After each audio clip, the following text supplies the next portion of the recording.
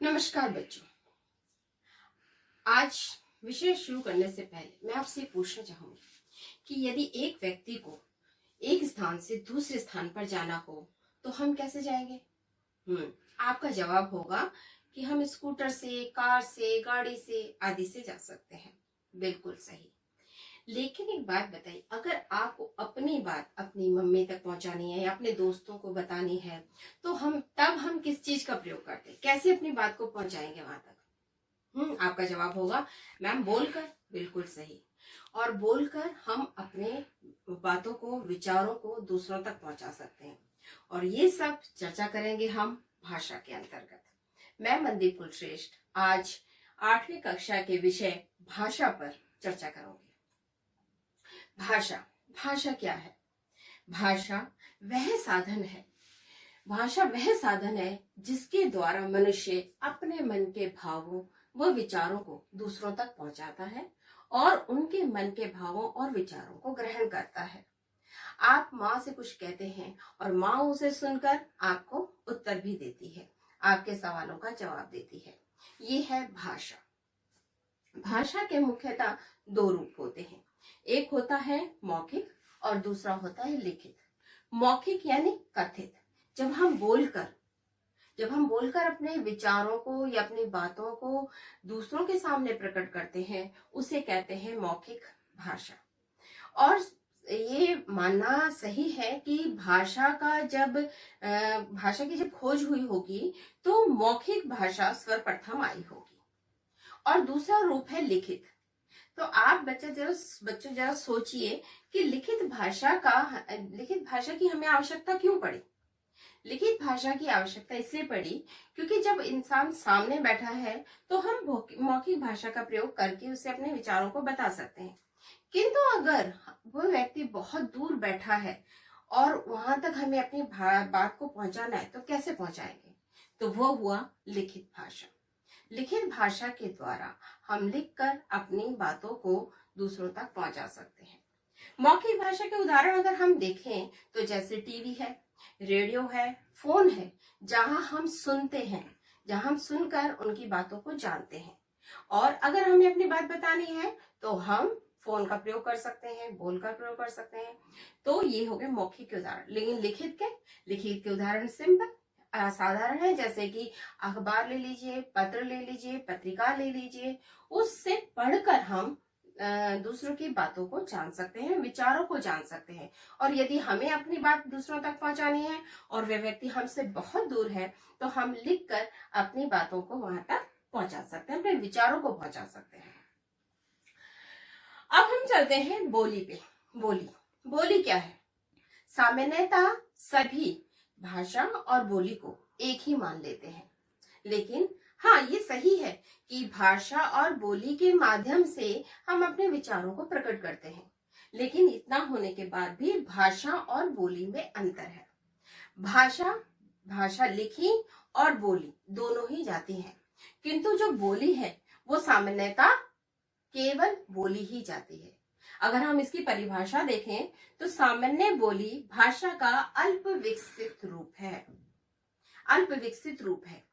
यानी कि जो बोली है वो सीमित क्षेत्र में सीमित लोगों द्वारा ही बोली जाती है, जबकि भाषा विस्तृत क्षेत्र में विस्तृत अधिकांश लोगों के द्वारा बोली जाती है।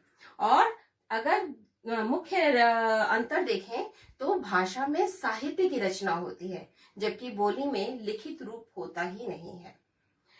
आगे हम चलते हैं उपभाषा बोली का विकसित रूप है।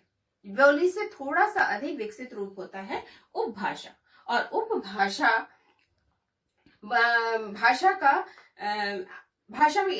उपभाषा में भी साहित्य की रचना होती है, ठीक है, लेकिन वो भाषा की तरह बहुत विकसित नहीं होती है।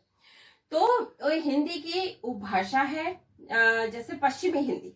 ये पश्चिमी हिंदी में उपभाषा में कई बोलियां आती हैं, जैसे कि पश्चिमी हिंदी है तो पश्चिमी हिंदी उपभाषा है और इसके अंतर्गत खड़ी बोली, ब्रज भाषा, कन्नौजी आदि बोलियां आती हैं। उसी प्रकार से पूर्वी हिंदी है, पूर्वी हिंदी उपभाषा है और इसके अंतर्गत अवधी, बघेली आदि बोलियां आती हैं। तो इसे हम उपभाषा कहते हैं। अब चलते हैं हिंदी भाषा का महत्व। हिंदी भाषा का महत्व क्या है? आप देखेंगे कि भारत में अधिकांश क्षेत्रों में, अधिकांश राज्यों में हिंदी ही बोली जाती है, और जिन क्षेत्रों में हिंदी नहीं बोली जाती है वह हिंदी कम से कम समझी जाती है। एक सांकेतिक भाषा भी हो जाती है हिंदी। तो हिंदी का इस प्रकार से भारत में बहुत अधिक महत्व है।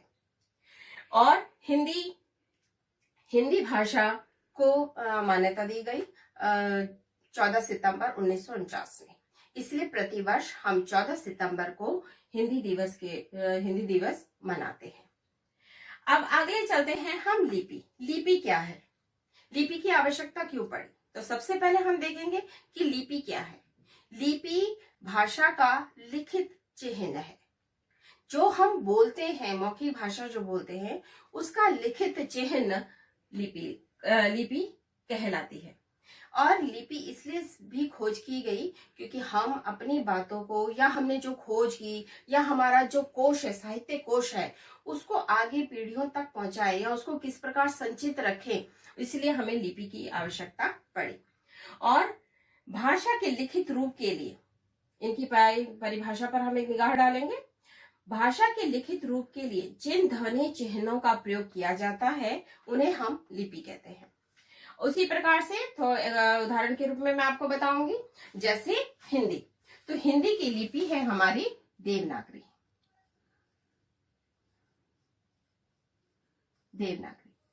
उर्दू की है फारसी। अंग्रेजी की है रोमन। एवं बंगला की है बांग्ला।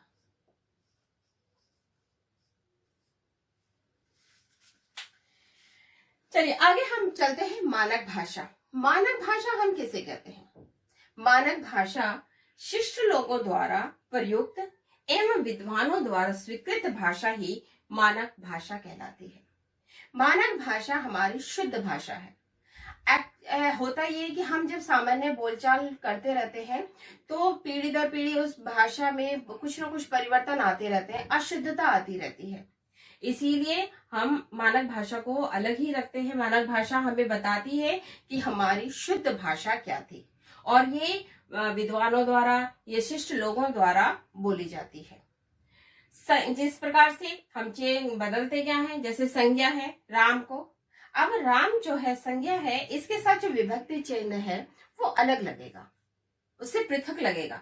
लेकिन सर्वनाम के साथ विभक्ति चिन्ह सर्वनाम के साथ ही लगेगा।